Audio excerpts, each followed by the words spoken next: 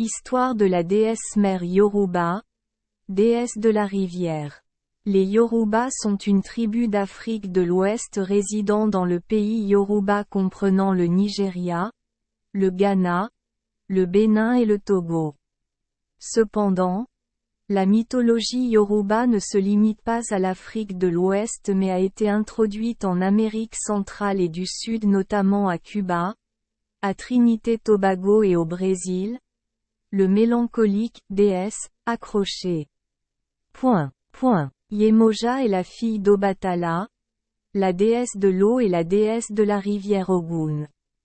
Elle est également vénérée par les femmes comme une déesse mère, protectrice des femmes enceintes et de l'accouchement, et son eau de la rivière Ogun est considérée comme un remède contre l'infertilité. Ainsi, la déesse gouverne presque tous les aspects d'une femme, de l'enfance à la conception, en passant par l'accouchement, la maternité, la garde des enfants, l'amour. Dans la mythologie Yoruba, Yemoja est une puissante déesse de l'eau, à l'apparence d'une sirène.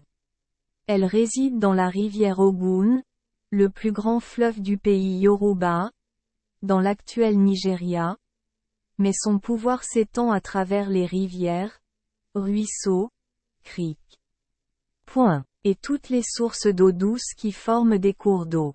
Yemoja fréquente donc également les personnes exerçant des métiers liés à l'eau comme les pêcheurs, les marins, les bateliers. La déesse est généralement douce comme l'eau, mais lorsqu'elle est en colère, elle peut aussi provoquer des inondations. Parce que l'eau donne la vie, Yemoja est vénérée comme celle qui donne la vie à tous les êtres vivants. Elle est également considérée comme la déesse mère de tous les orishas, dieux qui protègent les humains, dans la mythologie Yoruba.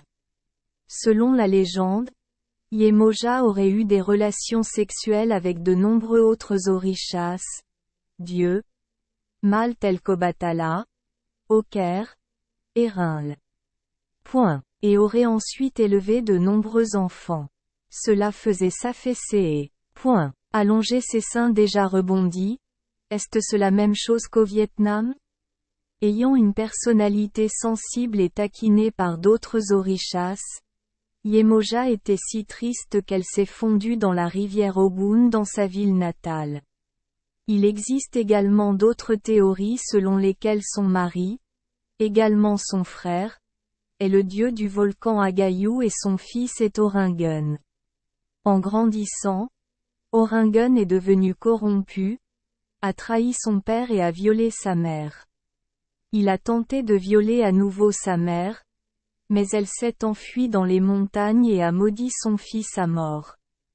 Désespérée pour le mauvais garçon, elle s'est suicidée. Dès sa mort, elle a donné naissance à 14 dieux puissants, précédemment enceintes d'Agayou, parmi lesquels le dieu de la guerre Ogun et le dieu du tonnerre Shango. Son liquide amniotique s'est déversé partout, provoquant une grande inondation, créant ainsi des rivières et des ruisseaux partout dans le monde.